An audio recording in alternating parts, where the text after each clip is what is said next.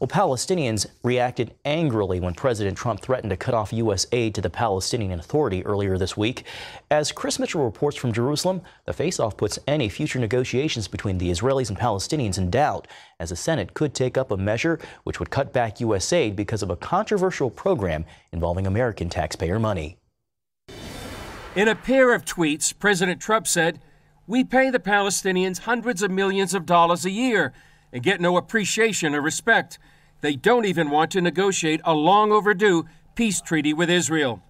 He added, "With the Palestinians no longer willing to talk peace, why should we make any of these massive future payments to them?" I think the president has basically said that he doesn't want to give any additional funding or stop funding until the Palestinians are agreeing to come back to the negotiation table. We're trying to move for a peace process, but if that doesn't happen, the president's not going to continue to fund that situation. U.S. aid accounts for 40% of the budget for the UN's Relief and Work Agency, better known as UNRWA.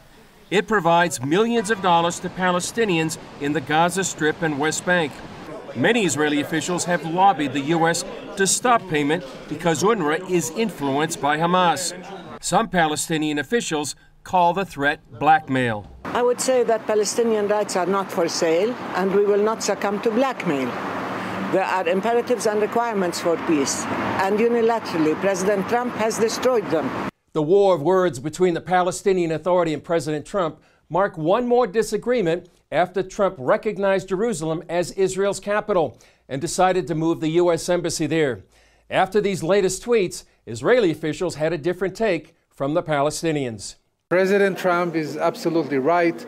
It is impossible to wait and wait and wait for so many years for the Palestinians to go forward and renew the negotiation. They left the room in April 14, and for 4 years almost, they are reluctant to negotiate with Israel, and they should not be given so much money from the American taxpayer. Some of that U.S. taxpayer money goes to a policy dubbed Pay to Slay, where the PA pays convicted terrorists and their families monthly salaries.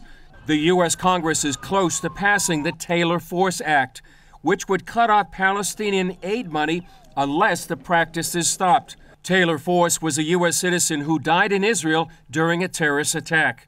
A successful vote in the Senate would send the legislation to the president for his signature. Chris Mitchell, CBN News, Jerusalem.